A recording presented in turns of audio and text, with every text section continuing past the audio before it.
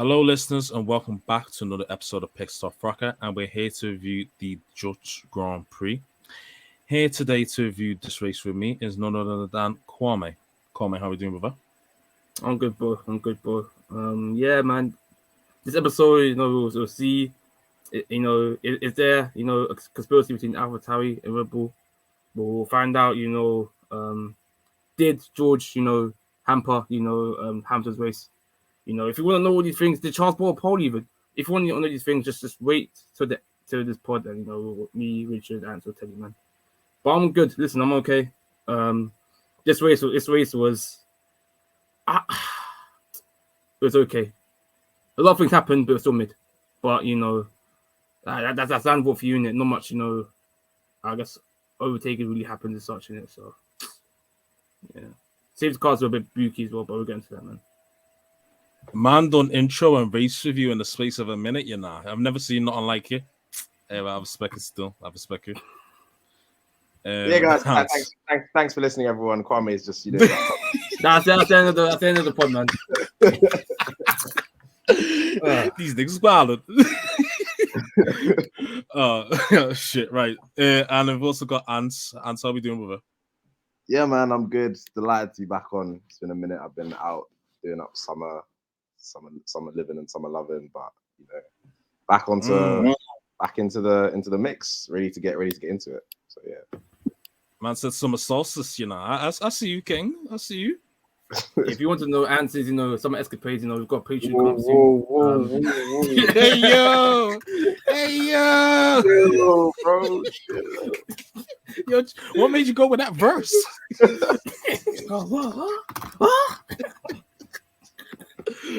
Yo, Kwame, you're wildin', brother. Shit. All right. This guy, Richard turned to the khaki, man. Mad to see, man. Yeah. Whoa. Why are you comparing me to my mom? What's going on here, brother? I didn't know they put on the American accents, man, but yeah, that's neither here or there, man. Yeah, you're moving on still. All right, cool. Let's kick off with proceedings and also what we got, basically the news of Oscar Piastri. Actually being confirmed by the CRB that he's going to race with McLaren for 2023 and 2024. So, Kwame, I'm going to come to you on this. How do you think Oscar's going to fare next year against Norris? And what's your opinion on the whole timeline situation of, basically the contract was rectified on the 4th of July, but Danny Rick did this, little BS heartfelt post on the 13th saying, "Oh, I'm committed till next year."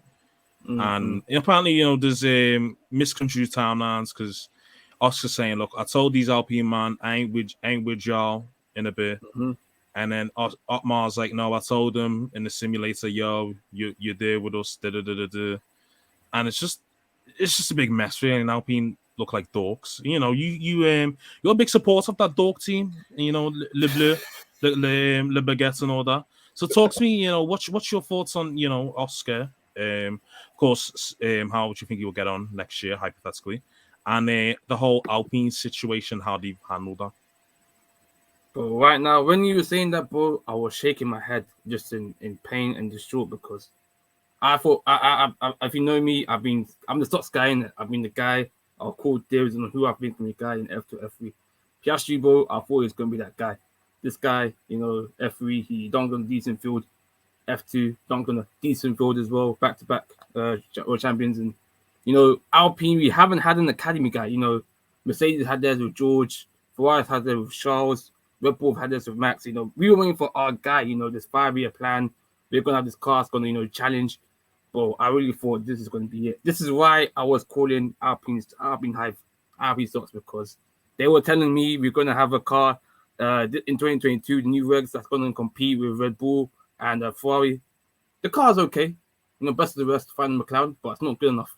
And now I am seeing we are losing. First, losing Alonso. That's one thing, innit? I can lose a 50-year-old driver who, don't get me wrong, he's still a talented driver, but he's kind of past is his best. I can hit that, but the next guy in the future, come on. And bro, the way these men are fumbled it, yeah, they need to sign no contract, man. These guys are getting this full stream, so.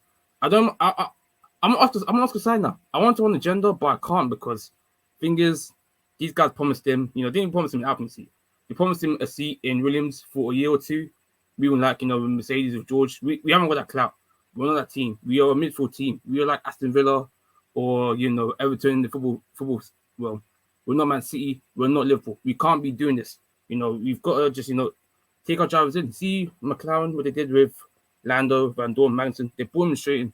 We have to do that because we are not a team. But we thought, we can only match to Williams for a year or two.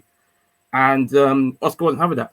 I don't blame him. And we offered him out to McLaren, a competitor, which obviously, I think with Lando having COVID at the time, we offered him out, which again, I don't know how he did that, man. So we offered him out, and boom, they took the opportunity to sign the contract. And thing is, like you said with the timeline, it is brooky. It doesn't add up because we said the 4th of July we signed him, but we actually didn't sign the contract. We signed one with McLaren by then, so McLaren were the only team move the contract. I feel like Alpine did the court thing just to, not look like they have eggs on their face. Ricardo doing a PR statement on Insta after the fact that they've been signed. I feel like he kind of knew that he wasn't going to stay in F1 anymore. So I feel like he did that just, save face. Look like, I'm going to do it for the team also to up one in negotiation for a buyout of his contract. But at the same time, I feel like McLaren kind of hate them because I feel like they should have discussed that before he did all of it. It's all a bit of mind games of business, moving like, they're trying to sign a new up-and-coming rapper and then, it's doing him dirty on a 360 though. But, long story short, it's a mess from Alpine. They should have controlled the situation. Should have picked what driver they wanted, Alonso or Piastri, at the beginning of this year. And I feel like the Ocon deal kind of hampered us. I feel like the team wanted Piastri and Alonso. But, they because Ocon's on a 4-year deal, definitely deal contract. That's been Alonso or Piastri, and they didn't make their mind up, and now they've lost both drivers. And who they're getting next, I don't know. And Piastri, I feel like he'll be a good driver. I feel like he will. I don't think he'll be leveled with Lando. Obviously, first season, compared to Lando being there, 4 years now. He's used to the team, used to the car. But I feel like he'll be faster than Ricardo. I feel like when Lando will be getting like P6. Piastri be like between P8 and P10, which is I think okay for rookie. Not a big gap between him and his most experienced teammate, but there's a gap there. But that will get better over time. So yeah, I've got faith in Piastri will do well with McLaren. Okay, so basically what you're saying is they should have done better table talk with Jada Pickett Smith. Is obviously. Yeah. Interesting. Antz, do you have any thoughts on the old Piastri Alpine debacle? Yeah, it's crazy, man. Like Piastri has 0 F1 race starts, 0 wins, 0 podiums, and he's out here ratioing a supposedly heritage Formula One team on Twitter saying, "Oh yeah, I'm not driving for you." Like, that is absolutely absurd to me. And whoever's running Alpine needs to resign first of all. Take a look in the mirror second of all, and then reapproach that whoever's running that team. But yeah, man, dork team, as you said, is a great way to describe it. Who's going to be their second driver? They're just scrambling now. But Ocon's holding it down there, so I'm sure they'll be all right. And the P thing as well, we've got to say as well, these guys here, bro, obviously they try to sue, they tried to get the contract sorted and they didn't. These men spent about 500k of their own money on their own money. They didn't get no money. They thought, okay, cool, we get a little bit of compensation money for the whole Piastri thing before, because he spent up to 2 million on Piastri throughout his junior career. And also they signed, allegedly they signed the contract, which they didn't, before they get money back from that as well. These men got nada, nothing. And they spent 500k on lawyers. So $500,000 on their head top, gone. And they've got just 2 drivers as well. Not scary. It's scary out for Alpine. Piastri's got that dog in him though. Dog in him. I rate that. I rate it. It's crazy, but I rate it. And I think I like people that try and take their career into their own hands, because realistically, you've got to. If you're getting into F1, you've got to work out how you're going to get into Mercedes or Red Bull at some point. And I think McLaren's a good place to show your talent. Lando Norris, unfortunately, I don't think he's really understood the game because he's on a death row contract. I don't know. I don't really see him going to Red Bull, and I don't particularly see him going to Mercedes. So, but yeah, I think Piastri will go to McLaren a couple of years and then see if he can. If he outperforms Norris, then he can go anywhere. But we'll see. But I say shout out Mark Webber, learning from Fabio Toy with these contract deals because that's a good manager right there. Haggling for a good deal. I can't defend Alpine. Otmar and Rossi need to look at themselves because they've been issue management for a long time. A lot of in-house politics going on, favoring the French side of the team and all this. Different guys control different sides of the team. Doesn't feel like the team's in cohesion with another. Because how can Otmar trying to be like, I'm lying in front of staff member, telling to Piastri, yeah, I've signed you, even though you're not a cap. Like, come on, bro. Like, it's just odd, man. But yeah, I mean, we've talked about before on it, so yeah. Kwame, quick one. 500k or dinner with Otmar Safnar? That's a good one, boy. 500k. Yeah. What about you, Antz? I mean, 500k. Yeah. Yeah. Still on. I mean, I might, if I go dinner with Otmar, like after the dinner, I might come home with 0 assets, like liabilities. I'll be in debt. I'll be owing people that I don't even know. So I'll stay very clear of that, brother. There. Yeah, say on. All right, cool. Let's move on to qualifying. But it was quite an interesting qualifying, to be fair. The track was ramping up a fair bit in all 3 of the qualifying sessions. But Max Verstappen managed to put on pole by, 200ths of a second, something like that.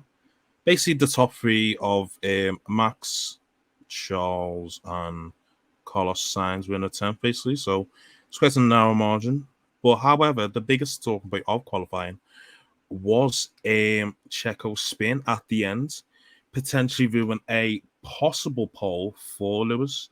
So, and some come to you on this. It's said that up until I think the yellow flags came out, that Lewis was ahead by like a 10th or 2, something like that. However, people were counter arguing saying that, for like 10, 14, 15, 16, or whatever it was, like Max was always quicker there, so it probably wouldn't have happened anyway. Do you think that Lewis would have got pole if his lap wasn't interrupted by Checo doing a little spin at near the last turn? Or do you think it was always going to be Max on pole anyway? It was Lewis wasn't getting pole. I don't think the Mercedes is quick enough in a straight line to have maintained that kind of, if he had whatever advantage he had. But yeah, Perez just binned it. It was a very weird one because he was kind of losing control before he even reached the apex, before he reached the exit. Because like it's not like he got on the gravel and then lost it. He was kind of already sliding, which is crazy because wasn't he like 4 or 5 tenths down on everyone anyway? So like how you slow and binning it is crazy. This guy's been on my forward list for a minute, so it's just kind of ruining the vibes of actually what was quite a good qualifying session because the lap is so short. There isn't going to be much difference between the teams, and it would have been quite a close little shootout. And Mercedes got their car into a nice working window, but unfortunately they couldn't really capitalize on it.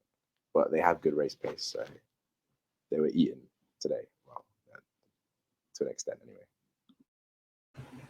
Yeah, no, that's true. The Mercs did look quick over 1 lap this weekend, to be fair. But yeah, I don't think Lewis was going to get pole. I think at best it was going to be maybe P2. But, obviously we're not to know that, are we? So, okay, cool. Let's move on to the race start. I'm going to come to you on this, Kwame. Basically, at the race start, it was pretty like a standard race start. There was nothing spectacular that happened, to be fair. But there was a bit of contact between Carlos and Lewis. So, in your opinion, whose fault did you think that was in that instance? Or do you think it was just like basically like a bit of a racing instance, a bit of understeered and just clattered into the Carlos sort of thing? I feel like, I'm going to say racing instance. I feel like, instance, especially on the opening lap, I feel like it's bound to happen, especially when the cars are very close together. There's not going to be like much space to like maneuver as such. So yeah, I'm just gonna say in my opinion, like this race incident. I haven't got much to say really on that situation. I feel like yes, cool, Carlos did overtake him there and then, but then in the end, Lewis, overtook him, so it evened each other out. So yeah, I don't think it did much for the race personally. I feel like much of a talking issue, but yeah, I'll say race incident. Right, cool. Let's move on to the main topic at hand.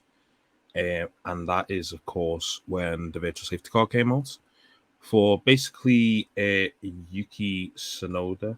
Oh, shit, sorry, that's put it. No, the whole Yuki Tsunoda thing of the case of him, saying he had an issue with his wheel, and then he came to the pits, basically loosened his seatbelt, tried to strap up his seatbelt again, went back out, but he said, "Oh, by the time he's left, could make sure you exit the pit lane and then park to the side." Of course, Twitter went into a frenzy and started to do up, conspiracy theories and blah, blah, blah, and so on and so forth. So I'm going to come to you on this here, Kwame. What is your whole take on the whole Yuki Tsunoda incident? And do you think there's any conspiracy theories behind it, or is it just sort of like an innocent, bit of play, basically? I think it's nothing more than AlphaTauri doing AlphaTauri things.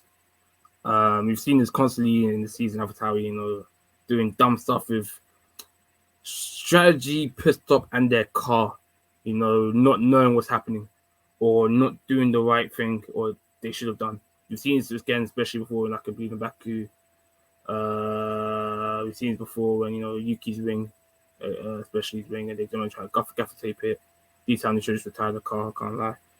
But and there's running, black orange flags.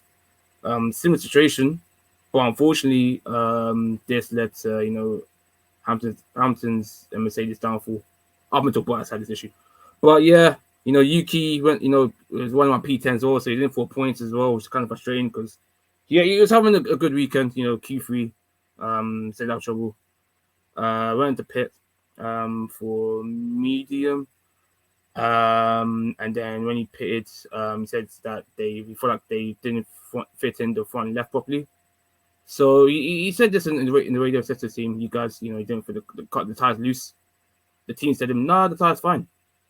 So, but what happened was when Yuki told him, "Yo, my tire's loose," he thought, "Yo, the race is finished. I'm done." So as you do standard procedure, I should say, you unbuckle your seatbelt and you're gonna go to the tire. But the team were like, "Nah, just bring it home in the pits and we'll change your tire." Cool. Again, nothing Yuki could have done. He's had it. It's all an issue with the car. Told the team. Team said, "No, it's fine. Bring it in." This has happened before by the AlphaTauri. He goes in now, brings it in. Now, really truly, the car should retire there and then. But therefore, soldier on the point, the soldier on. Cool. So I think they changed for the meters, the softs. And then he starts driving out, and then now we find out the issue is actually it's still got the issue, still there. But it's a different issue. It's not the tire, it's the differential issue, which is kind of like the tire bias. The tire wear on the wheels and the spinning part of the tire of the axis. So probably due to vibrations and whatnot. Yeah, issue with. But obviously because AlphaTauri, being a junior team or statistic team, I should say these days, to a ball, and obviously with Yuki retiring, that would have originally caught a safety car, which would have bunched out the field. Even virtual safety car still could have the field anyway. Meant that Max would have gone advantage. So this is where you got your conspiracy theory shouts on Twitter coming. Me, I'm not a conspiracy theorist. I'll leave it to other cast members. So, I'm just going to say, I don't believe in conspiracy. I feel like Yuki got hard done by his team. His team being incompetent and knowing the issue of the car. They should have been telling him, "Yo, there's something wrong with your car," but they only found out right at the end. So, yeah, no conspiracy for me. Just, a hard, unforeseen, issues that happened, errors that led to the downfall of Lewis and Mercedes race. That wasn't really their fault. As I wanted as well, and I know people seeing the picture of Hannah Schmitz, smiling as well. She was probably smiling because she knew that cool, safety car come out and you get closer. I don't think she was smiling because yeah, advertising that job for us. But Agenda got to Agenda, so yeah. Nah, she was smiling because she's in the DMs with her. Yeah, not even. But yeah, finally as well, you Mercedes fans, you need to get on your team. I said before, get on your team and get your strategist. But we'll get on to later, man. Yeah, not calm. Antz, it's just been announced that Yuki's been given a 10-place grid job for basically Monza. Do you think that's justified? And do you have any takes on the alleged conspiracy of, Yuki basically breaking down, going up again, and then breaking down again, basically? I don't know what the 10-place grid penalty was for, though. Like, it's for the seatbelt infringements, because basically when he stopped the first time, he loosened up his seatbelt because he assumed that he was going to retire the car, and then when he got told by the team that to basically like get started again, his seatbelt was still loose. That's why when he came into the pits, that's the first thing they did was basically tighten up the seatbelts again, because obviously it's unsafe, and then that's the infringement before. Okay, so he was just driving with loose seatbelts, which is, I mean, obviously, I guess it's a slam dunk penalty if you're during the race. In which case, you can't really argue with that. I'm a fan of. I think generally penalties in F1 have become way too relaxed. Everyone's just getting 5-second penalties for everything. Bring back drive-through penalties if you're for bozo moments. Get in the pits. In fact, 10-second stop-go penalties for ultra bozo moments. We need them back. Okay. Because the driving standards are all-time low. But onto Yuki, I mean, it was very baffling, because how can you say there's a loose tire and the team say, oh no, there isn't, and then you just drive back to the pits again, and the team still, and then they still have an issue when you go out again. Like, I just didn't quite understand it. Will it be investigated? I don't think so. I don't really. I'm not really trying to peddle any conspiracy theories, to be honest. It's just a bit tiring, and it's such like an irrelevant race to try and like fix. Do you know what I mean? Like, this is just the Dutch Grand Prix. Like, this is not a big race. Like, no offense to the entirety of Holland, but it's just another race. And I'm not sure. I don't think Verstappen would have not won, even if there was no safety cars, because I think he would have come out behind Lewis and Russell on fresh tires, and I think he would have had them both. But anyway, we've had all this kerfuffle, and it kind of ruined the race a little bit, because without that VSC, even if we just had the one safety car, I think it still would have been an exciting end to the race. But yeah, that kind of ruined the race for me a little bit. I tied the conspiracy as well. Like, I think it's just coincidence as well, because like even with the safety car afterwards with Bottas, that actually helped Mercedes as well, which like Anne said, yes, it wouldn't make not that much of the the end of the race with Max winning, but I guess it did kind of get cancelled out with the safety car happening, but Bottas, we'll talk about later on. So yeah, I just think it's all just a circumstance of coincidence. Again, you can get a penalty. It is what it is. Those are the rules. You're not meant to drive with a loose seatbelt. It's unfortunate. I feel like, again, as I say, I feel like this is all Avatari in the team, not managing the situation there and then.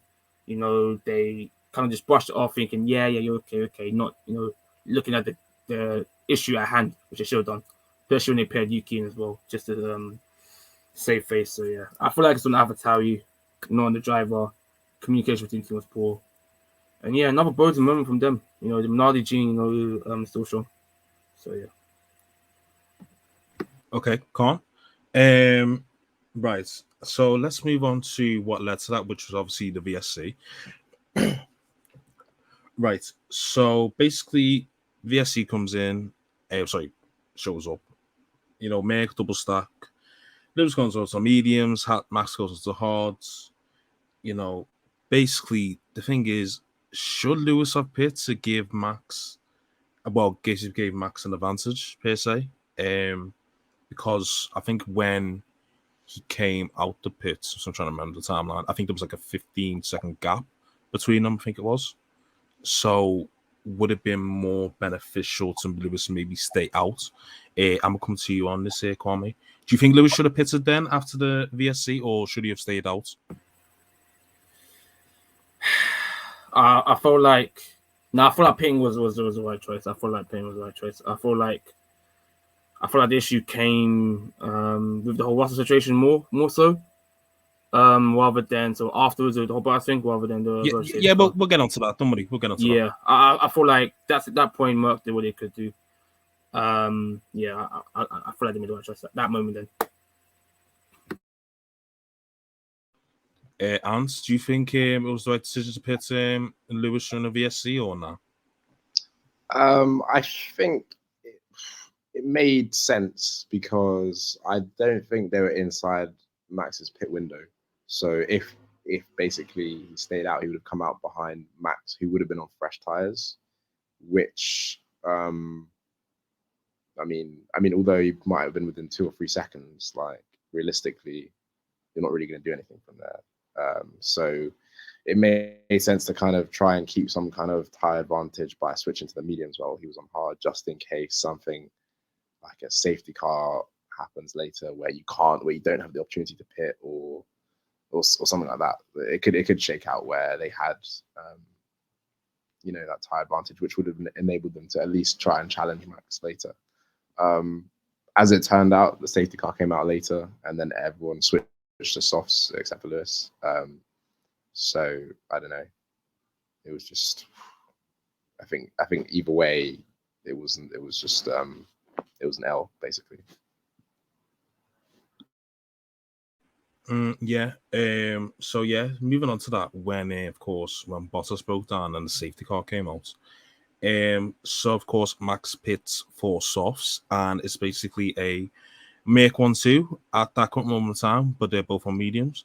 So then of course the confusion was, oh, why is George basically snake Lewis and pitted onto softs, blah blah blah. But on further recollection, George was coming into the pits anyway because they had to follow the safety car into the pits.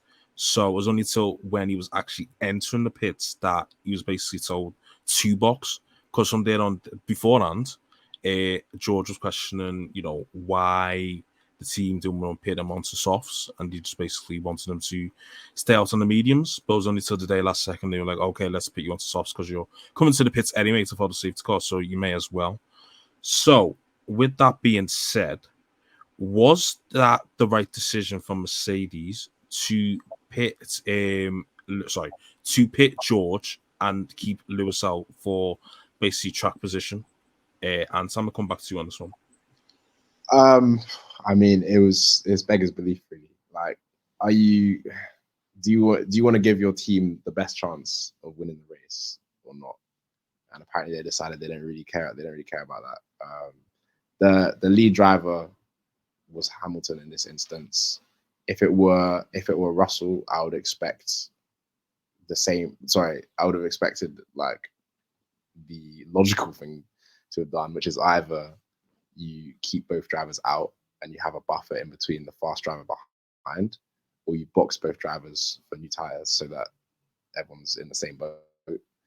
As it happens, everyone watched Ferrari at Silverstone absolutely kill Leclerc's race by keeping it out and bringing Sainz, who would come out right behind him on fresh tires. And Mercedes did the exact same thing. Plus, with the added issue that they had, like Verstappen behind, it wasn't just them fighting between themselves; they were fighting as a team against Verstappen. So it didn't make any sense. I think you either, as I said, you box both drivers or you keep both drivers out. And I think Lewis's lap time seemed decent. I mean, like maybe 4 or 5 laps after the restart. But it's just a question of whether Verstappen would have got past both of them in that time, which it wasn't necessarily the case to like assume that. But at least you give your team the best chance of holding on to a win for one of your drivers. And the way they did it, they just guaranteed that they wouldn't win the race, and that also Russell would overtake Hamilton just by giving a preferential strategy, basically, which is odd to give the preferential strategy to the driver behind. But I've seen that on a number of occasions this year, which is a bit confusing to me. But anyway, I'm sure. Actually, no. It's just. It doesn't make sense. I think for everyone watching, and it was a shame really, because I think it would have been an interesting team fight, Mercedes versus Max, to see if they could hold them off. But as it happened, they had nothing to defend. Hamilton had nothing to defend with. I mean, he got done on the restart of like a flat right-hand corner. Like I was just like, wow. So yeah, good stuff from Mercedes as usual. That's sarcasm. Yeah. I agree with Vance again. I feel like Mercedes. I feel like like I said, with the first safety car, I feel like they made the right choice. With the double stacking of Hamilton and George. They decided, we got 3 up here. Let's change our tires here. Obviously, they didn't envision that the safety car happened with straight after, but now this is where the issue came. Like Antz said, I feel like they should either get both drivers out or pitted both drivers because the Merc is not as fast as the Red Bull, just in general. The Red Bull, especially in this race, they're 1 lap pace. Their pace in general down the straight. Their pace in general, they were just cooking Mercedes in general. So Mercedes needed 2 of their drivers because it means that Max would have to overtake more people, i.e. 2 people instead of 1, to have gone through. So yeah, I feel like 2 works against 1 anyway. 2 works against 1. 2 versus 1 or 1-on-1. You know what people say. Prefer to do the 2-on-1. Especially Mercedes situation. So I feel like they should have either pitted him or kept him out. I feel like pitting him would have been the better option because I feel like if they kept him out, they were just sitting duck. Especially the fact that Mercedes struggled to get heat in their medium tires, especially for Lewis, that badly. Like I thought, okay, cool. At least a lap or a couple of corners, Lewis would defend Hamilton. Lewis would defend Max, but no, literally first corner, boom, he was gone. So, and you saw Russell, catching up with Max, but it wasn't enough. So I feel like either way, Mercedes in hindsight were damned if they didn't anyways. But I just feel like they should have had a coherent plan.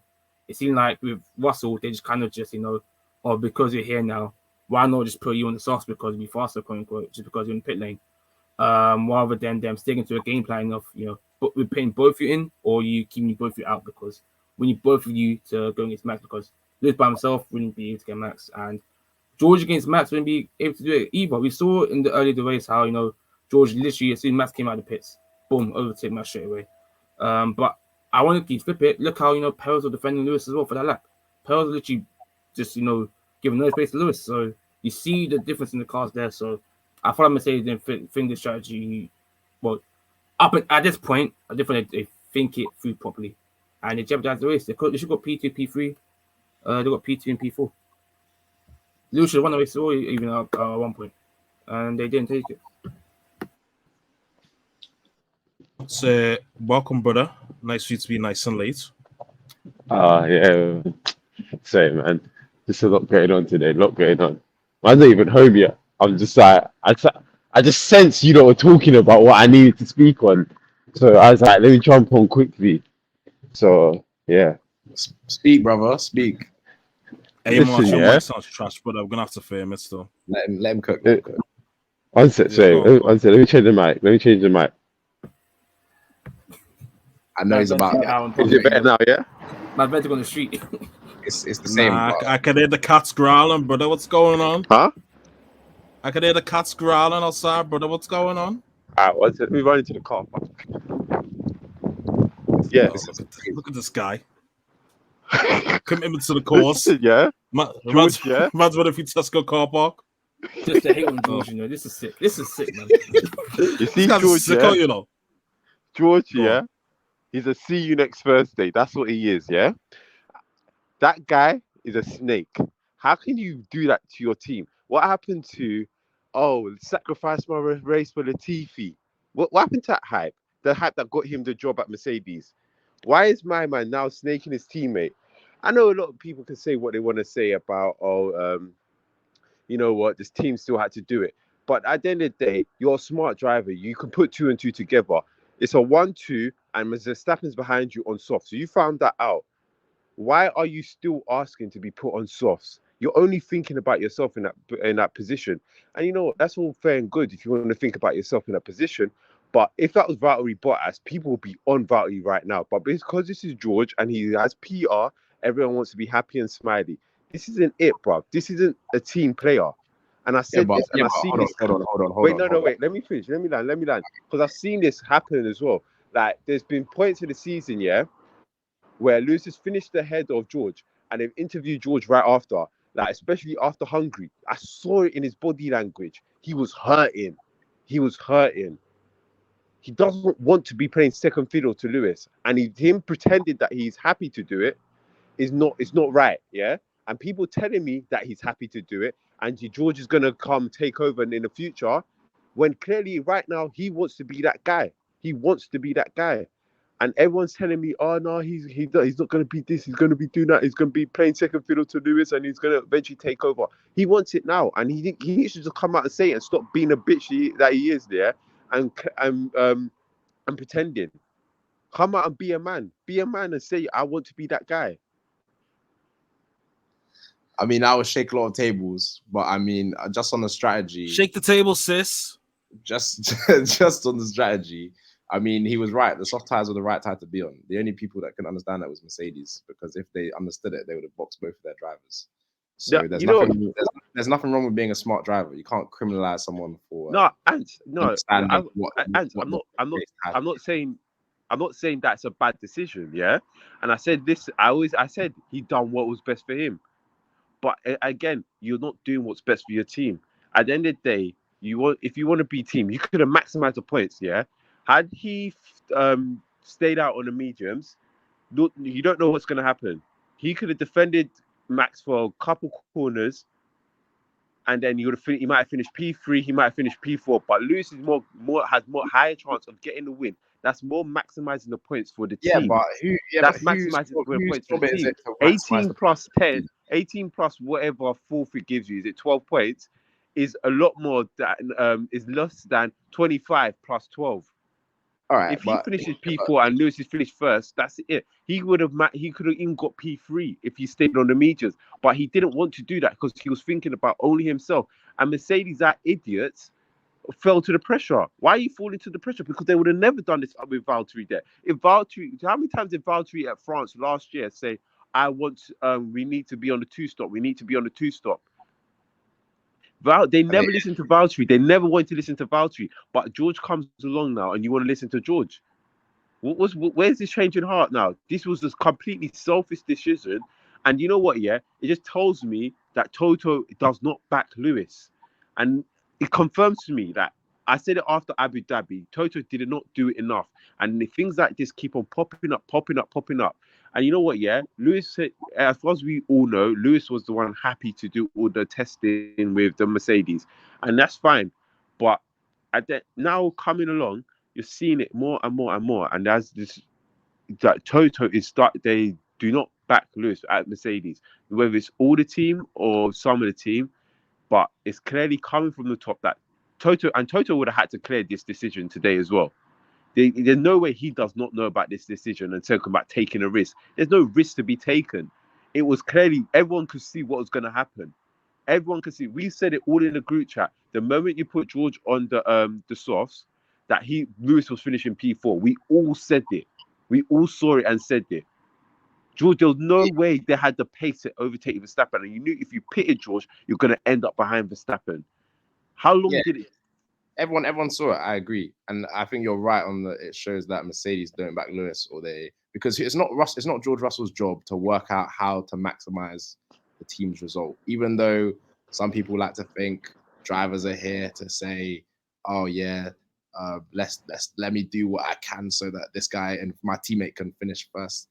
They don't really care about that. I'm not gonna lie to you. Whether it's Valtteri Bottas or George Russell, they want the best for their race. So as Mercedes, as the team, as the strategy team, these are the people whose job it is to say, look, we've got a driver in the lead, we've got a driver right behind him. We have to put our stocks in the one that's in front right now. Sorry, George.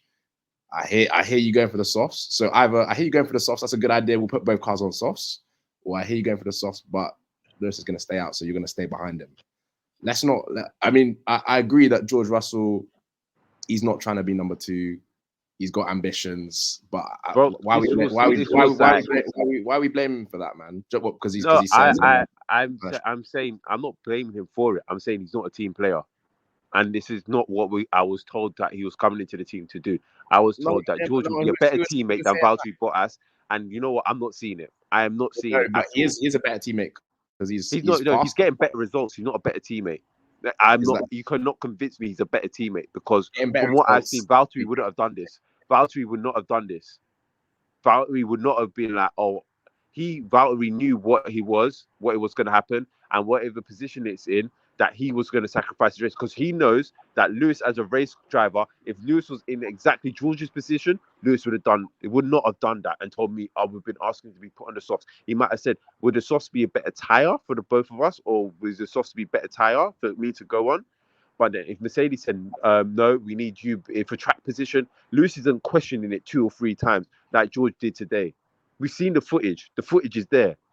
George is questioning it. I want to go on the soft. Because he knows Verstappen's going to eat him up on the restart. Yeah, but surely as Mercedes, you say, okay, this guy wants to go on the soft, so we put our other driver on the softs as well. Like, there wasn't enough time to put Hamilton on the softs because by the time they questioned it, George was already at the final corner and Hamilton was already gone through. They couldn't put Hamilton on the softs. Hamilton's already gone through. No, but they all went through the pit lane and they had a whole lap to figure out what they were going to do. You can't double stack in that pit lane. There wasn't enough time to double stack. Lewis was already gone through the pit, but basically at the end of the pit by the time they decided George to come in. That's how last minute they did. They couldn't double stack anyway because if they did, they would have lost even more track position. George would have lost out. So you picked did not make sense at all. So you picked the driver in first place then. Job done. But then he would have lost track position to Verstappen, wouldn't he? But Verstappen also boxed. If Verstappen boxed the lap before, that was before they announced that they were going through the pit lane. So Verstappen had already boxed. But was Verstappen in his pit window though? No, Verstappen was in the pit window. Verstappen would have overtaken them both. Oh, fair enough. So then you keep both out then, because I thought there was always an option to pit both. No, there wasn't really an option to pit both. By the time they made the decision, it was already done. Okay, you could say had Mercedes made the decision earlier, it might have been a bit easier, but it wouldn't have done. It wouldn't have been made a big difference. I get you. Fair enough, man. Anyways, I'll let someone else jump in. Yeah, hang on. Let me bring up Nam to the stage because he's quite vexed. You know, he likes to get into his political bag. Mr. Nam, welcome, brother. Nam, are you there? Yeah, he's not there still. He's gonna miss him. Right. Kwame, have you spoken? See, I can't remember what we're up to now. Kwame, have you spoken on this already? Yeah, I spoke at the beginning still with I spoke at the beginning. Yeah. Oh, can you guys hear me, by the way? We can hear you, yeah. I'm out on the road, yeah, so bear with me. Oh, in the Tesla, yeah? No, not even. I took public transport today, man. I'm enjoying the commoners. Oh, sustainable head ass.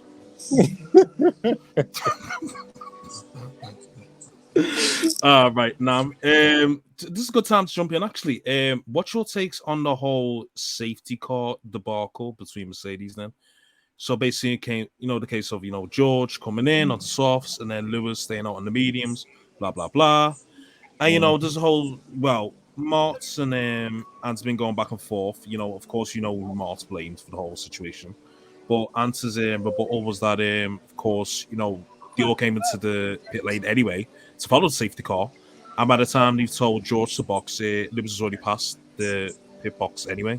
So, what's your whole take on the whole situation then? Just let it all out. So I've actually calmed down, to be fair with you. It's an unfortunate situation.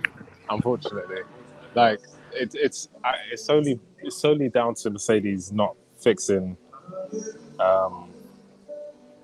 themselves to put a plan in place before Lewis getting past the pit box. So when they've now thought about it, George has now, I guess, reaped the benefit of it. And yeah, it's unfortunate, to be honest with you. The only issue I have is is with the FIA. They keep messing things up, and this was a terrible showing from them. To be honest with you.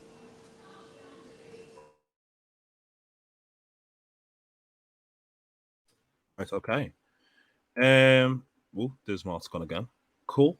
Okay, let's move on to basically just to get the conscience from around the room. Who do you think was at fault for what happened then? Antz, I'll come to you.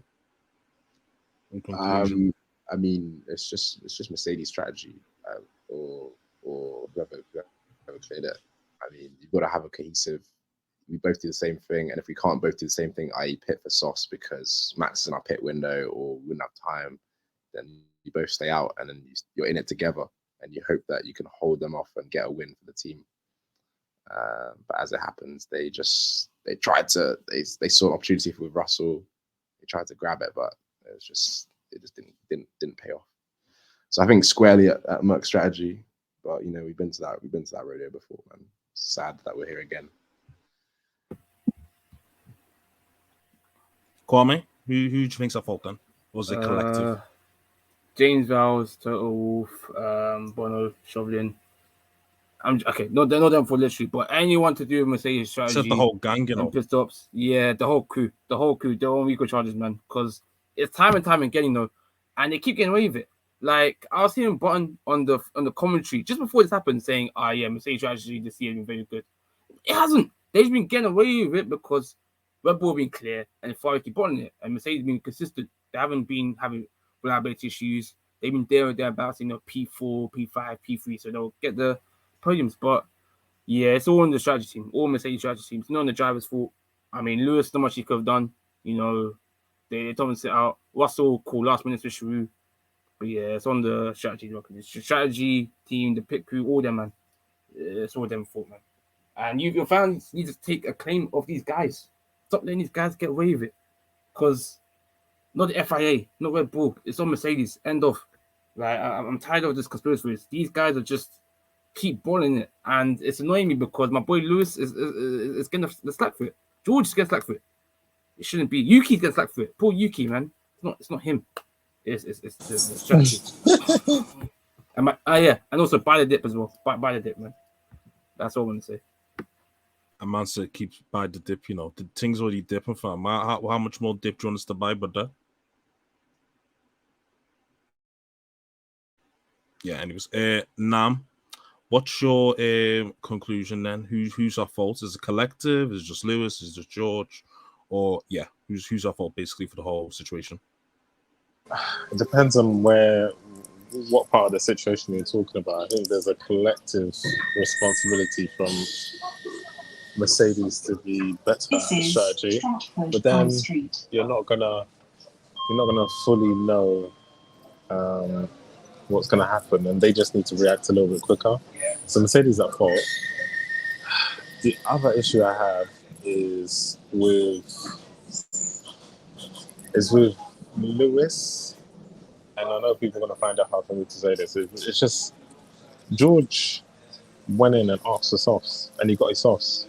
Why didn't you ask for softs? Why were you not more adamant in getting the tires that you want? I don't get it. But hey, that's what I'm saying. I mean, this is a slight weakness of Hamilton, I would say, because we've seen it before where he trusts his team to get the strategy right, and they're all bozos. So and I think that's why George intervened and jumped in and was like, "I'm getting sauce." The guy's been watching Mercedes bum out the strategy for the last 8 months, 9 months, 8 months. Fam, goes longer than that. Well, this season, him at the team, right? Yeah. So he's definitely not gonna. He probably just doesn't trust them. And he's like, bro, I want softs and I want them now. So give me softs or for messing this up. And Lewis, I guess he's been there for a while, so he has some trust. Yeah, he has some trust. He needs to reduce his trust by about 10%, and he might see some better results because of it. But yeah. Yeah, okay, cool. And let's move on to the next bit, and that is actually Red Bull and their strategy team. Now, I've seen a lot of discourse online saying that Red Bull kind of got away with it today in terms of their strategy. So, Antz, I'm going to come to you on this. Did Red Bull catch life with the virtual safety car and the safety car in terms of their strategy, or do you think they were always going to win the race no matter what?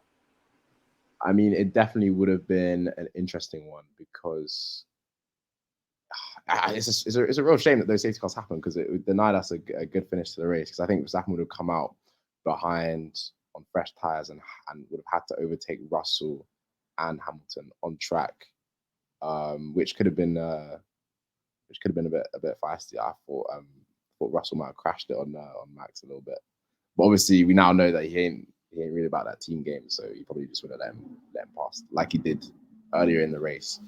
Whether they caught live Red Bull strategy, I don't think so. I think Mercedes were just really quick. I mean, they had the medium hard one stop. It's kind of optimal because everyone in front of them was on softs and then had to kind of do a half two stop, half one stop type of thing. And Mercedes obviously had very good race pace on both compounds. They got a bit lucky because Sainz's pit stop was very slow, and so they could both clear him. And yeah, they were just eating in clear air. But I don't think really Red Bull strategy did anything wrong. And we've seen it again and again where if there's a safety car, if there's a VSC, them man they just know what to do and they execute it with no back and forth on the radio. Not that we can hear anyway, or that I've really heard. It's just like it's a very simple, like I feel like you can draw a flow chart for what how to make decisions at VSC and safety car. Like it's really I think it's fairly simple-ish. I mean, it's complicated. It's less complicated when you only have a one driver in your team because Red Bull is a one driver team. But yeah, flawlessly executed strategy. They might have got beat in a head-to-head race by Hamilton, maybe, but we'll never know. Kwame, do you think Hannah got it right today, or did she catch life? I don't think she caught life, but I don't think she got. I guess she got right by default. Like I didn't think Red Bull had to do much today, to be honest with you. Like on the real, because of the safety car. Okay, I guess she caught life, but even then, even if she didn't catch up the safety car, she still would have won. So very safety car. So yeah, I'm kind of indifferent to this comfortable because yeah, people can say Red Bull caught life with the virtual safety car, with the safety car, but they were still lapping faster. Like Antz said, cool. There was no safety car. Max would have had to go behind George and Lewis to overtake to win the race, but Max was lapping faster than George and Lewis anyway, so no strategy was really needed to do anything, in my opinion. So yeah, hopefully that answers your question. But yeah. And what's your thoughts? Yeah, I guess so. Now, what's your thoughts then on the RB strategy and the whole of your opinion and the whole of Tottenham Court Road's opinion? Currently at Abbey Wood. Not Abbey Wood, where am I? Star Lane, East London. But hey, the people in the carriage are like, hey, what is this guy talking about? Who are you talking to, bro? They can find out on the pod drops, isn't it? Hey, promote that. Hey, promote that, brother. Shout us out, man. No, so they didn't nail strategy because until Horner made the phone call, the tires were getting cooked. So clearly they didn't nail strategy at all. Yeah, they didn't nail it. That's my 2 pence on it. The thing I have issue with is, and we need to get on this. Who's on our Twitter? Yeah.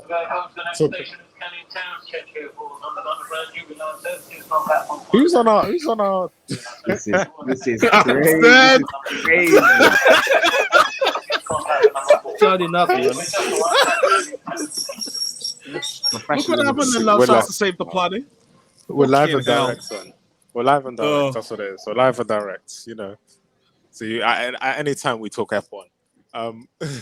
Who's on our Twitter talking about why would AlphaTauri and Red Bull not collude? Like who has?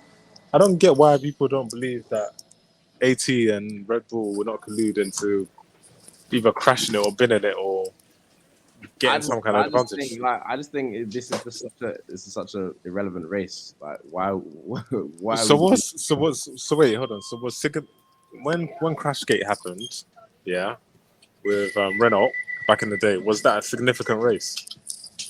It wasn't, but it became significant like a year later when they found out that Piquet binned it.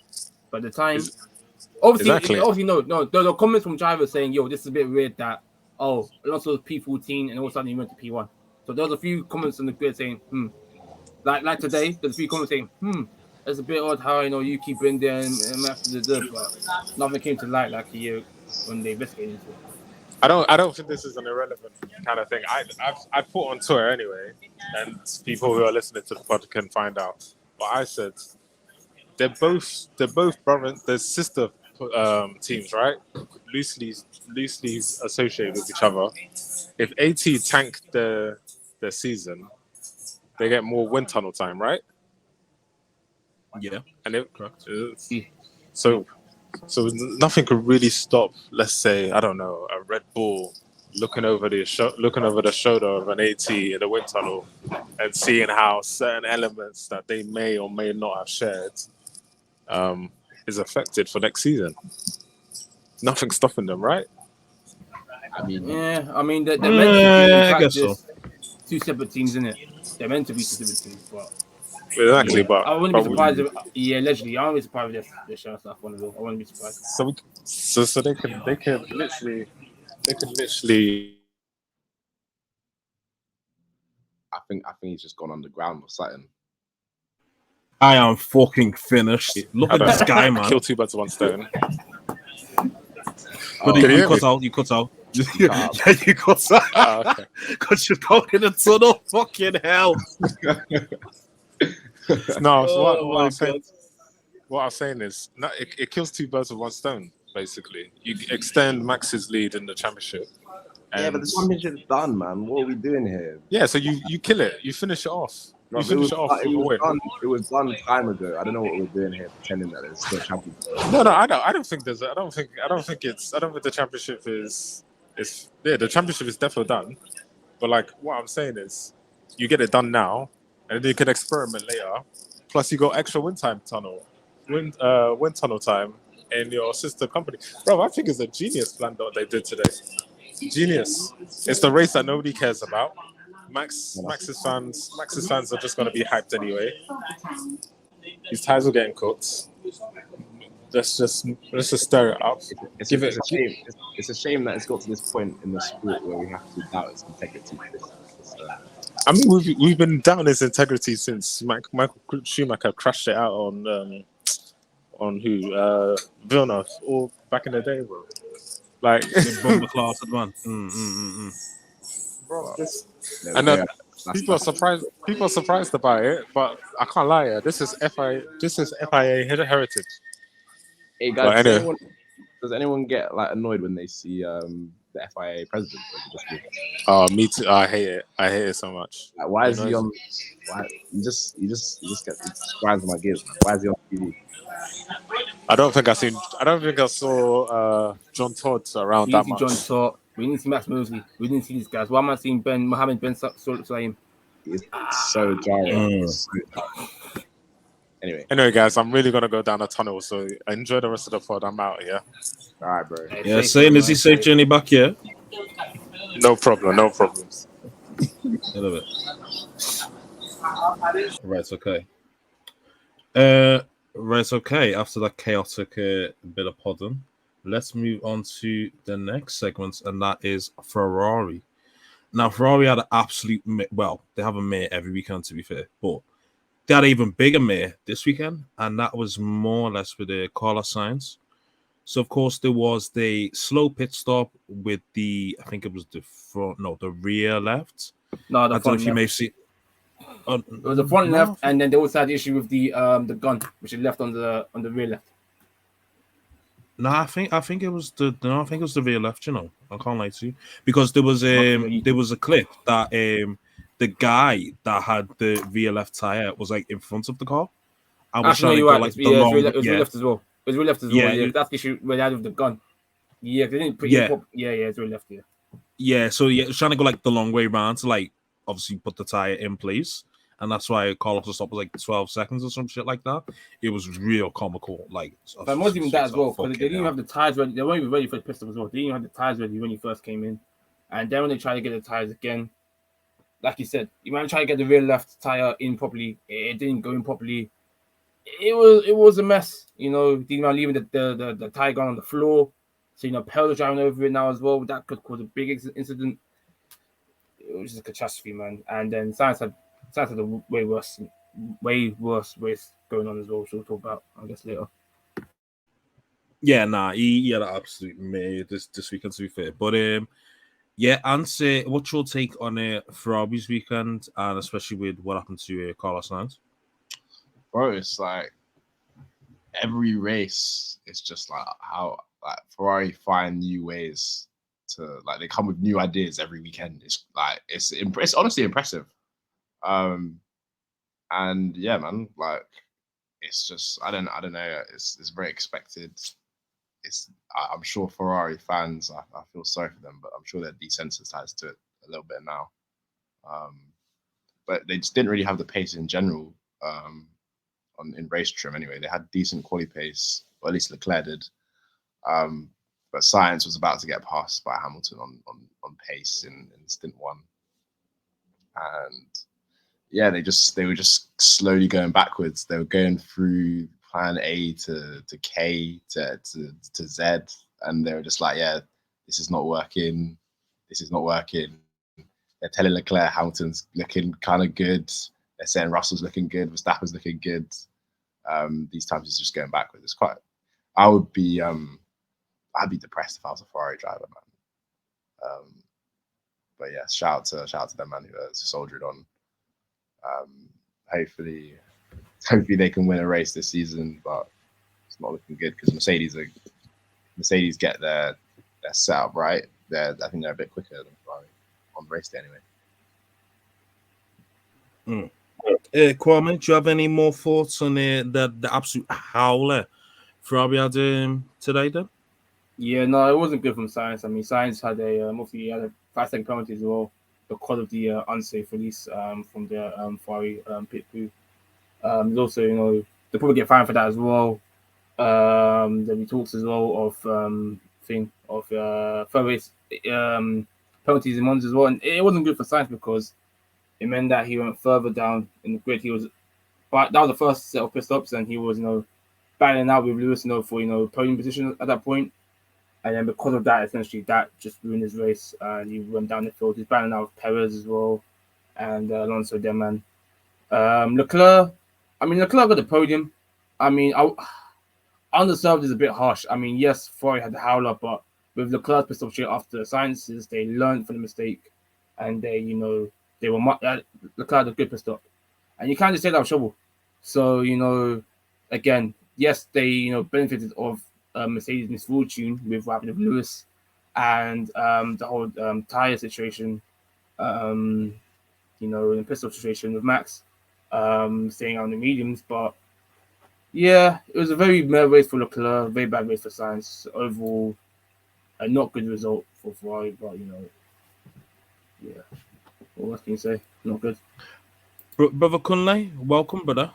Just shit's coming like Royal Rumble and shit. You get me? Am I audible? Yes. Speaking Ferrari, eh? Cook, brother. Yeah, you get me. Cook, brother. Grazie ragazzi, them bitches. Hey, no. You know what? Them man are done. They're done out here. They're not gonna get P2. Remember this day. They have 0 race space. The drivers fuck it up in qualifying. And on a day when they don't even fuck it up, their strategy or the pit stop find a way to fuck it up. Like, I'm sorry. How do you not communicate to your pit crew that your driver's coming in and they're ready with tires? First, they don't get the tires ready. Then they put the wheel gun left on the road trying to kill Perez. He could have died. It could have broken his tires. Something could have happened. Something could have gone wrong. And then, no, like, I need Anik to come up here. Like, if this was what they meant by we're gonna have fun next season, I need to understand what the fun means, because it's looking like poverty right now. Like, it's giving we're never gonna win any races for the rest of the season vibes. It's Monza next, right? I cannot wait for them Italian tears. I cannot. Binotto might get fired in Monza, Like, it's looking peak, because like their drivers cannot drive, their pit stop cannot change tires, and their strategy team cannot think. Like, the whole organization is in the mud. And I love it. And I want more of it. And I pray it continues to happen until the rest of the season. And when it happens and when the season finishes, Anik is going to be here crying. Anik and all of them. Actually, not just Anik, all of them. Because they were talking smack at the start of the year, talking about, oh, this is our year, Ferrari back. The prancing horses are back. At this point, them men are moving like little ponies that they just gave birth to, because they're not moving fast at all. It's like horsepower, no horsepower. It's 0 horsepower right now. And me, as a simple man, I see Ferrari failure. I celebrate it. I embrace it. And I wish for more days like this. Thank you very much. Bye. And it's not just Anik, we need to get that boy JL2. You're celebrating a bit too hard today. We need to get that crown as well. We come for you, JL, brother. Shit. Jail don't watch it. Jail, they send Jail to Ferrari. Ferrari send Jail to F1 retirement. Jail don't watch. You told me don't watch races no more. Jail don't watch races no more. Jail gave up race 3. Jail's like, yeah, I'm done with the season. He knew, fam. He knew. He been there already. They sent Uncle Jail to retirement, early retirement. It's like, yeah, get the fuck out of here. We don't watch black people watching us anyway. That's what we're going to do. Sticky one. Hey, quite sticky one. All right, cool. Let's move on to driver of the day then. Right, Kwame, who's your driver of the day, brother?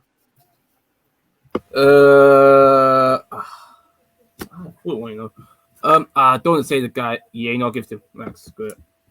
He got a pole and he won the race. And yeah, Max. Don't want to say it, but I'm gonna have to give it to him. Oh, I don't know, Max. I was thinking the sport, innit? But like no one else really had like an outstanding race. I could be shameless to try to say Alonso and do Alpine Hive, but yeah. Right. Martz, who's your driver of the day, brother?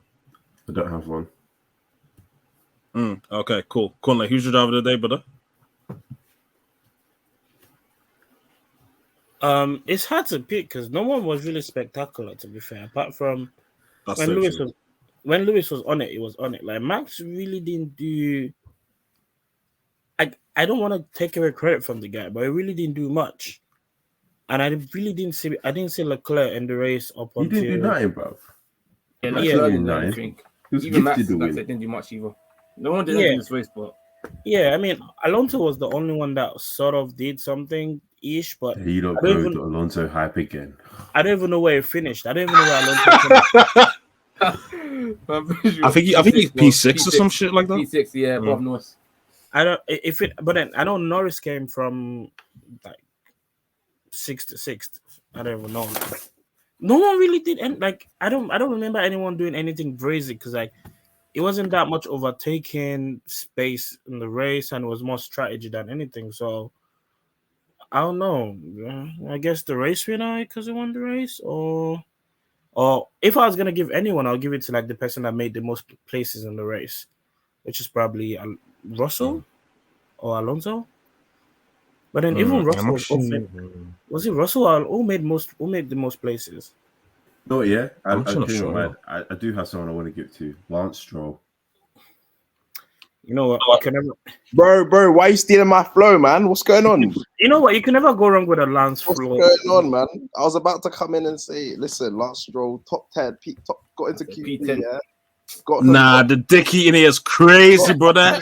Shit. Got some points for Aston Martin, yeah. Where was the 4-time world champion, man? Lounging in 16. Hey, listen, Sebastian Vettel's a criminal as well, by the way, because man came out of the pits, saw Hamilton on a charge and said, you know what, I'm just gonna park it. I'm gonna park it for 5 Nah, corners. that's the team's fault. Don't do that. That made no sense. That made no sense. I don't even know what he was doing there. That made no sense. So he's telling me he saw Mercedes in his mirrors and he was like, yeah, that's got to be right. He's got to be behind me, for track position. Come on, man, get out of the way. That cost Lewis the win as well, low key. But it didn't. Stop lying, fam. Yeah. This show Dickie is mad. Stop, bro. Come on, bro. If Hamilton didn't lose 4 seconds, sat behind Seb Vettel, he would have been in Max's VSC window. Blah blah blah. He would have had another 4 seconds on George's head top. He would have been cooking. But man. But you know why you didn't win? Talking about Dickie eating, have we talked about Checo riding so hard for Max, bro, and why he's always defending Lewis like this? Yeah, it's getting on my nerves now. It's embarrassing, man. It's embarrassing. But that's how if that's how he wants to drive his F1 career, then so be it. But it could never be me. That's what I'm saying. Good boy. I'm gonna go Lance Stroll, man. He held his own. Low key, it was Alonso, but you didn't hear from me. Nah, Alonso was strategy hype, man. Lance Stroll started 10, finished 10. F2 Award. Esteban Ocon too. Big up Esteban Ocon. Started 12, finished 9. Moving up. Did he finish ahead of Alonso? No, he finished behind Alonso. He didn't actually go. Okay, then that's my Latifi. No, Alonso got lucky with the VSC still. I think Alonso pitted on the VSC, so he got the drop. Yeah, he pitted. He was the one who pitted early, like at the beginning of VSC. He was just before the beginning, and then he was kind of clear of that whole pack. So that's how he came P6. Yeah, because I know Ocon was like comfy ahead of him before that. But yeah, I can't give. I don't know, man. Whoever you man give, I agree. It was a shit. You man are hyping on my. Yeah. You man are hyping on my ops, man. I don't like this. So let's move on still. Anyways, Latifi Awards. And who's your Latifi Award? Seb Vettel, obviously, for reasons I've just explained. No, you're moving milestone. Right, Kwame, who's your Latifi Award? Oh yeah. I'm like thinking. Look, you think K-Mag, you know? Look, you think. Let's speak on it. He had a howler today. Oh my word. He had a howler. Wait, wasn't he getting switched back by Latifi? Yep. He was doing the battle with Latifi. That is insane. So yeah, I mean, he's always just coming P15, but bro, I'm gonna give it to him, man. Still, like people have been speaking on K-Mag since beginning of the season, since Bahrain. He hasn't been looking too good. But that's another conversation. He also like nearly binned it. Like he did kind of bin it again. When he slapped the ball. Yeah, he slapped up the wall still. Yeah, La Howla still. La Howla. Kwame. Kwame, have you just named your? I said K-Mag in there. I of course say Mick was ahead of K-Mag as well. So shout out Chris Eaton still. Shout out Chris. Bucket Hack Gang. Come on. How can you be eating if you finish 13th? That's not eating, bruv. We eating. It's rice with no stew. Well, he did put a nice little move on Seb Vettel though.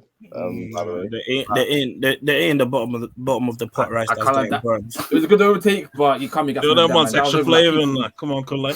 No flavor, no salt. There's no Maggie cube in that, bro. No Maggie, no salt. Nah, no Maggie seasoning, nah. Hey. I think it was a cold overtake, personally. But yeah. I know watch that overtake, man. I lie. Let's give him some credit, man. Also, Seb Vettel. Mid, brother.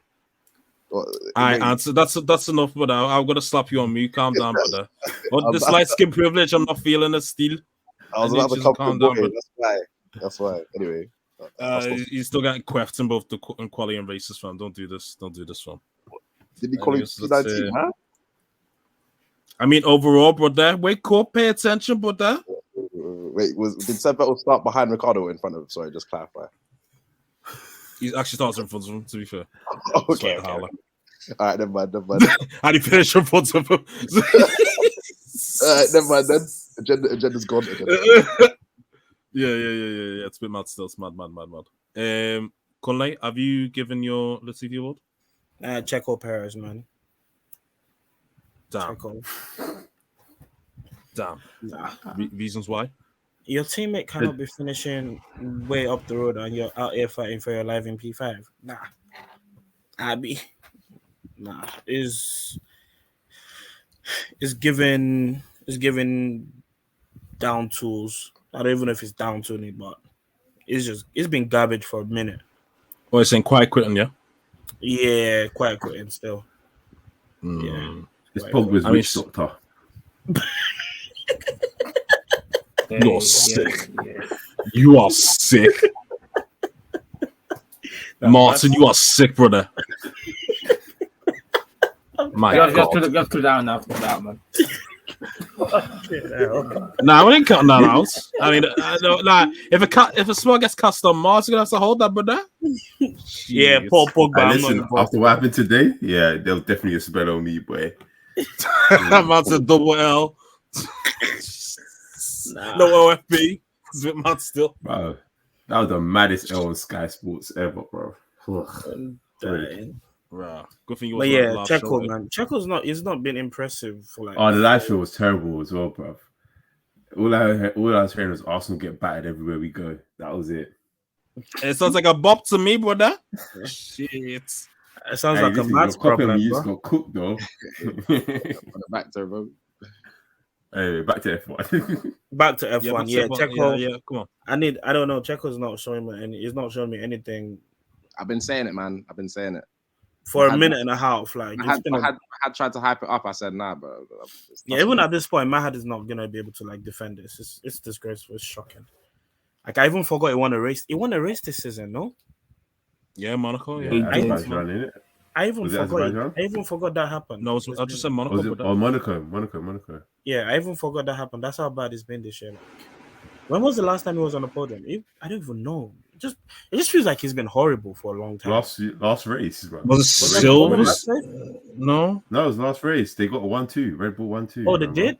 Ah, yeah, you're right. Yeah. Right. Yeah, but still, like, it wasn't impressive. Still, like, it wasn't impressive because Max started at 10th, innit? Yeah, he's not doing anything crazy. He's not like he's just meaty, bro. And the thing is with me, I want the top drivers in the top teams, and it's just annoying me seeing him there. Yeah, he's giving mid. Yeah, let's just leave it as mid. But yeah, Checo. Yeah, but do you not think he's good enough for what RB want for the number 2 though? Yeah, but it's sick. But that's RB. But I'm a fan. I'm not an RB fan. I'm a Formula 1 fan. I want to see. Like Antz said, I want to see the best drivers and the best teams. I want to see people that. Let me not lie. If Lewis had what Checo was doing, I'll be very happy. Unlike what he has at this moment in time. I really said my piece on that though. I mean, anyway, let's not. Listen, and he celebrated a little too hard on that podium as well. You know, Checo. I've never seen him celebrate a podium like that. No, Mr. GR63. Russell. Hey, get out! You're living, huh?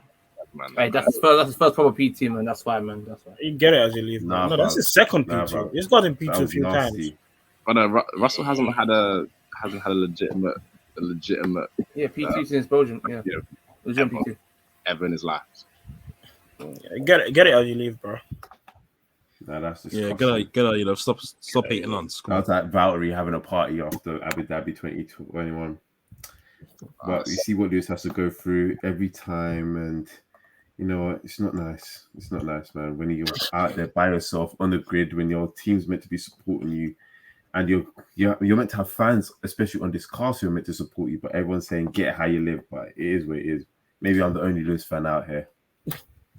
I'm not Martz, saying. you all right, brother? It seems like you're going through emotional distress over there. Brother. Hey, Martz, you need therapy, bro. Listen, I called the emergency appointment already. I'm not meant to be laughing. Shut up, Rebecca. I'm not meant to be laughing at the pain of a black man, but that's a bit funny still.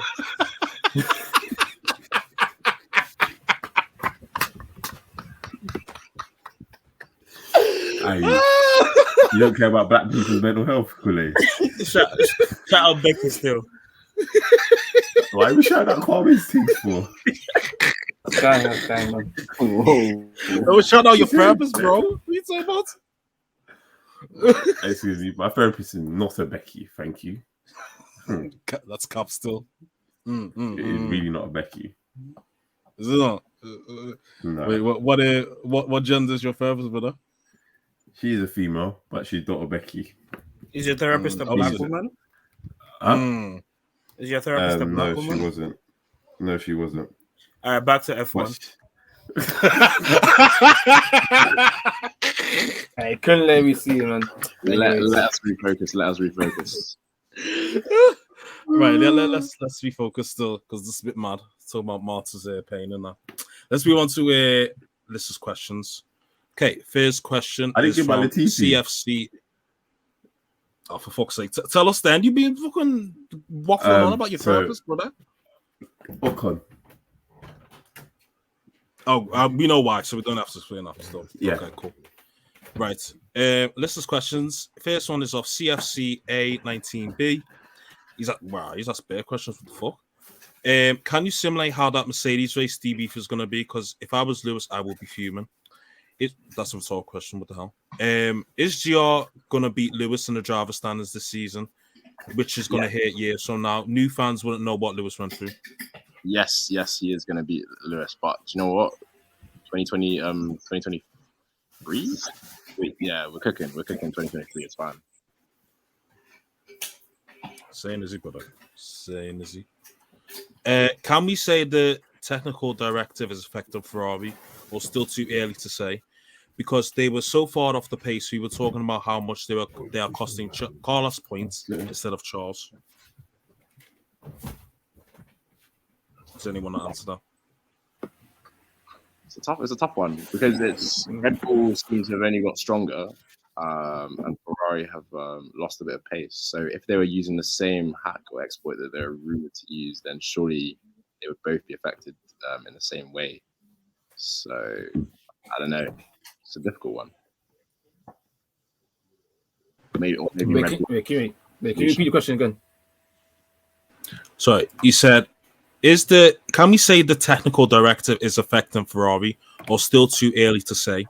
Because they were so far off the pace, we were talking about how much they were costing Carlos points instead of Charles. Okay, so I think what's happening in Ferrari is I feel like so at the beginning it was affecting them positively because they've improved a lot this year compared to previous years. Obviously, they started 2 years early, apparently ahead of everyone else. But I feel like their upgrades this year has been costing them. Hasn't been as fast as Red Bulls. I feel like the engine as well. I feel like their reliability and their strategy has been costing them essentially compared to Red Bull, who I feel like they patterned their reliability. So I feel like I often because we know Ferrari haven't got a slow car at all. We just know that their reliability has been poor, which has been costing them. So I'll say same with reliability. They got fast cars, they can't pattern it, and the strategy is awful. All right, cool. Last question from him is Lewis too nice for his own good? I don't think Red Bull would have to have that to Max. I think Mercedes takes it for granted. Yes. He is too nice. I don't know why he was apologizing about what he said on the team. He had every right to be frustrated by what happened after that absolute farce of what Mercedes and George Russell pulled. But yeah, there's no reason for him to keep on apologizing for his team's mistakes. They need to be doing better. That's it at the end of the day. And as my guy said, if it was other people, these drivers would not be having it. But Mercedes continually mess around Lewis, and they're costing him wins, they're costing him championships, they're costing him a lot now. And it's really, really annoying, especially as a fan. Yeah, I agree with Martz, believe it or not. Even what Nam said as well early on, I feel like it ties into this. I feel like Lewis, he's a very, too much of a nice guy. I don't know if it's because the image of him in F1, him feeling like, because I call my black man, I have to be much more calmer and much more easygoing in the team. Or just the fact that Lewis is a very kind of loyal guy in the sense that, for example, he's been Mercedes since, even when McLaren and been with them ever since, and the team he's got is just kind of day one team, whatever. I don't know if it's because his personality or what, but like Lewis, I feel like compared to other drivers, or even him, his age, him being more older and mature compared to other drivers, he's very it's okay, guys, we go again, we push, or he doesn't call the strategy. When they have like a broader strategy, he doesn't call it out per se. He'll be annoyed. He'll be like, "Oh, come on, guys, this should happen." But like, if feel like some of his team radios are not like productive enough, or they're not positive. They're not. He's criticizing the team, but he's not positively criticizing them. You know what I'm saying? That's why I feel like he's not giving the, we should do this instead. He's just saying, "Oh, come on." So I feel like he's a bit too nice for his good, in my opinion. So what? They say positively criticizing. Well, you know what I'm trying to say, man. I feel like he's. Nah, I don't. Bro, explain yourself. Explain yourself, bro. No, so I feel like you're the one with the uni degree. Come on, explain yourself. I'm from South London. The English is not there, man. You know what I'm saying? Oh, sorry. No, I feel like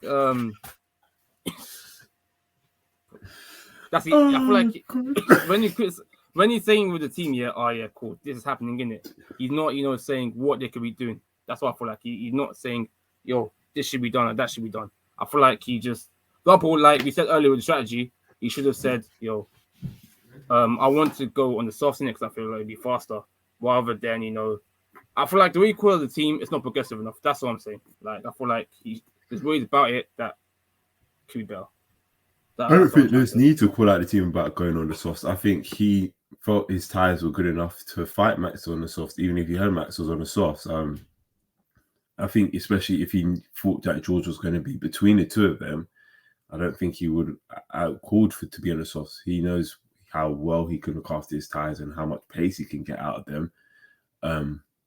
So I don't think that was really a problem. It was the fact that George left him isolated to go do his own thing, and we saw what happened. And I'm a bozo as well, man. I meant to constructive criticism. Not say positive criticism. But yeah. Don't kill me. Fucking hell.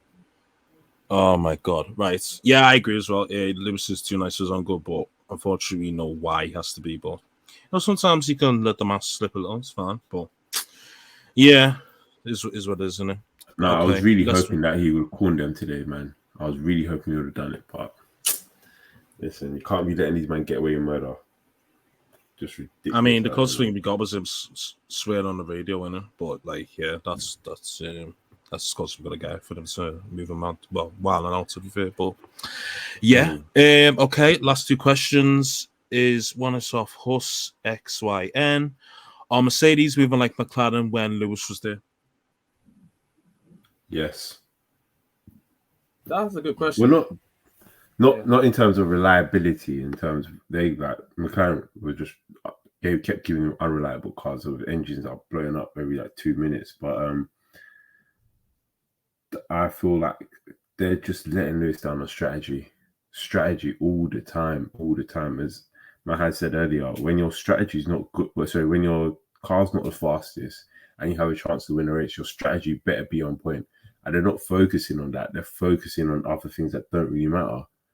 Like the two things that when you're trying to win races, when you've got a car like this, should be your strategy and your pit stops. And they're the two things that constantly keep on letting down the team. And we speak about for Ferrari doing it as well. But Ferrari's always had that problem, but they got a fast car, so they can still win a race. But you're not winning no races and your car's just a load of crap. And you can't get nothing out of it, and your strategy is just rubbish, and your pit stops are rubbish. This is the first race where they had good pit stops all around.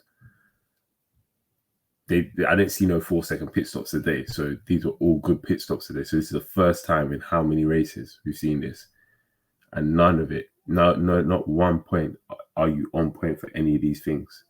It's just wrong, man. It's just wrong. They do my boy dirty, and I'm tired of it, man. I'm tired of it.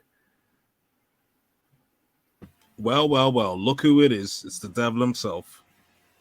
Anik Palmer. Anik, what's good, brother? It's been a while, man. Been a while. Just been in the Maranello factory, just helping them out with a few bits and bobs here and there. How you been? I've been good. It's been a chaotic pod. It's moving like Royal Rumble. I can't lie to you. Bear man tapping in and out as you do, but it gets like that sometimes, isn't it? I'm just gonna take a back seat for a bit. Fuck you, Anik. Fuck you. But I said, hold that. Hold what? Listen, today is about Mercedes and Mercedes only, and that guy as well, Yuki Tsunoda. Trust me, all my agendas today have landed. Anik, landed. Anik, I got a question. When you said Ferrari were going to have fun this year, I asked this earlier. Did you like envision you fighting for your life in P, like fighting for second best on the grid? Because can I answer that question? Can I answer the question? Ferrari are not going to finish P2, right? I mean, you know what? This is another thing. I've been hearing this for weeks, actually months. I've been hearing this that Mercedes is going to overtake Ferrari. When it happens, we'll talk. But I actually don't think it's going to happen. Honestly, I don't think it's going to happen. Anik, and also on the topic of fun, do you reckon Lewis Hamilton thought it would be fun at the start of the year when he said, "My team don't get it wrong"? Do you reckon Toto Wolff said it would be fun when he said everyone has a target on their back? It has come out and said they might have gotten it wrong. But Anik, back to Ferrari. I don't gamble. I don't gamble. But for this case, if Mercedes finish P2 ahead of Ferrari, you donate to a charity of my choice. And if Ferrari hold on to P2, I'll donate 100 of the British pounds to a charity of your choice. Are you taking that wager? Are you putting your money where your mouth is? Let's do charity, yeah? Straight up, let's do it. The charity of my choice. Yep, of your choice. Yeah, you know I'm a Nigerian man. I run a couple charities. No, but jokes aside, charity of my choice, charity of your choice, P2, because Red Bull are winning, right? Or do you think Ferrari can still win the championship? Hey, listen, it's until it's mathematically over, I'm not going to lose hope. That's our winning mentality we have over at Maranello. You're not winning that. You're not winning the championship. Only man. Then. All you man making Maranello is pasta and spaghetti. Move on. You don't build cars there, bro. Stop it. Anyway, Kunle, we'll discuss the bet offline, innit? No, I want everyone. I want all the listeners to listen and have it, so that you don't run away like you always do. I'm not right, but I told you I've been in Maranello, man. I've been, developing the car. I've been, I've been behind the scenes. I can tell you've been. No wonder it's so crap. That's no wonder it's trash. Welcome. Because Anik's dirty paws all over it.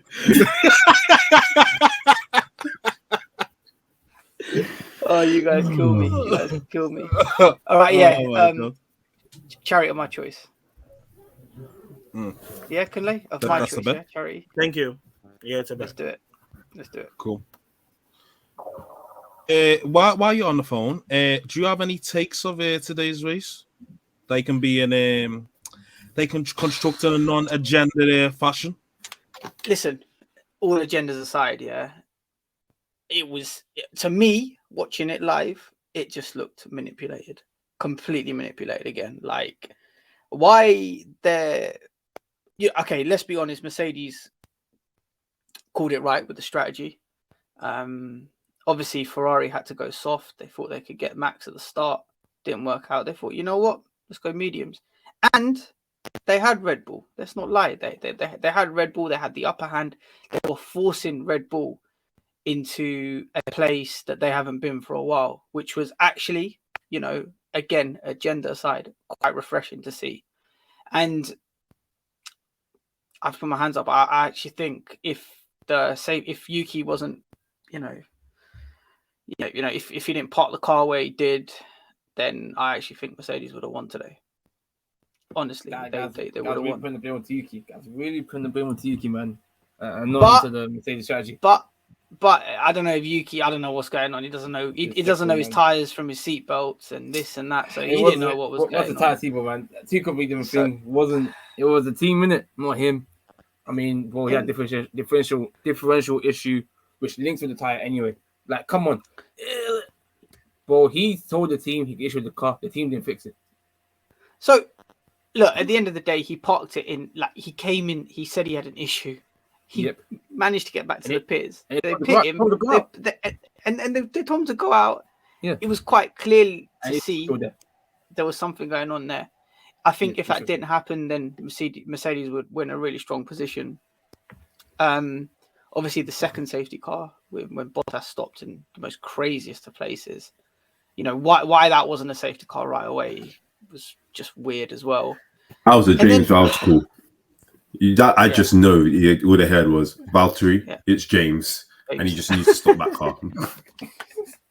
But then, even then, like, why didn't you just switch Lewis's tires as well, just to give him a proper shot? Because he went from first to fourth, wasn't good. I'll be honest with you, Richard. It was a good race. It was a good watch, but I just think you can just tell that I don't know. I just felt there was something going on there, especially with AlphaTauri today. I mean, you don't believe it was a diff issue? Of course not. No. Okay. So you put your hands up and say what, Anik? Tell us. I'll put my hands up and say on pace, Mercedes were quicker than Ferrari today, and actually on race pace, they had they had Red Bull's number as well. Obviously, it just didn't materialize for them. But that's just it. Let's hope that's the closest they get to the race win. Let's hope that's the closest they get to a race win. Because you don't want to pay off for this champagne because you're brokey. Basically, yeah. I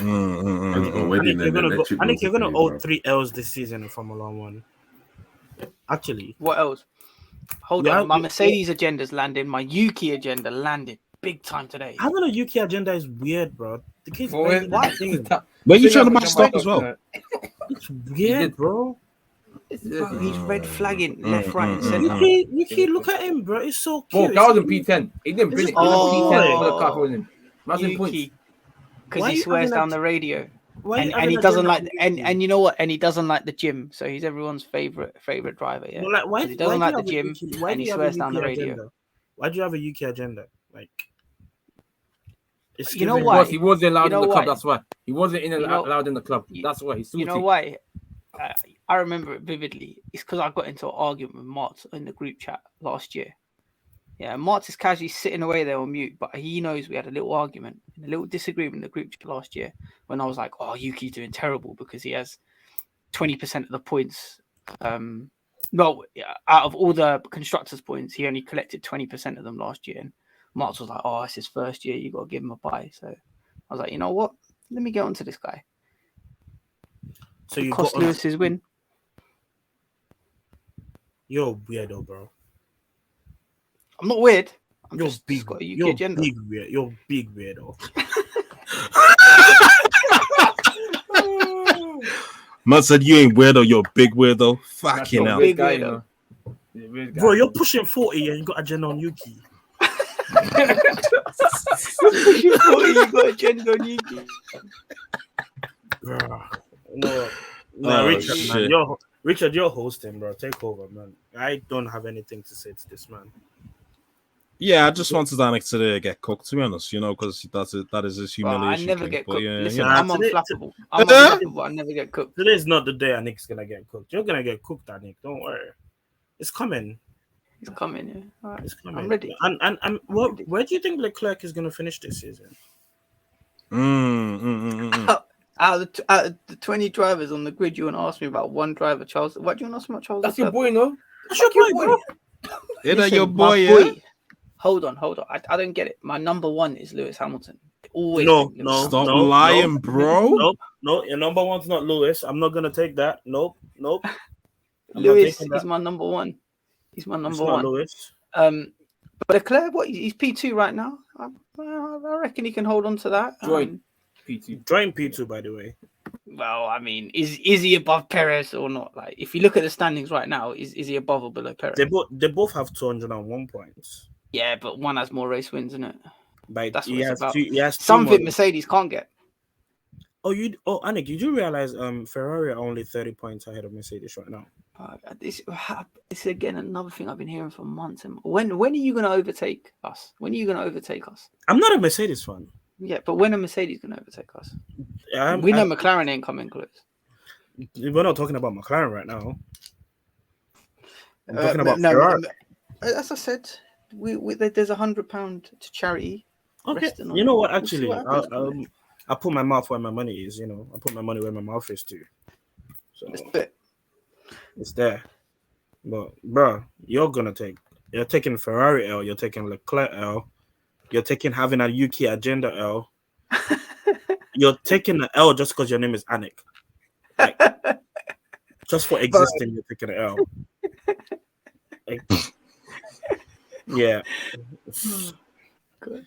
Yeah. Yeah, Thanos so is looking. Thanos is looking for you, by the way, on Twitter. But I know Thanos is looking for me. I'm looking for him as well. I can't Thanos find is him. looking for you. Yeah. Yeah, not still. All right, cool.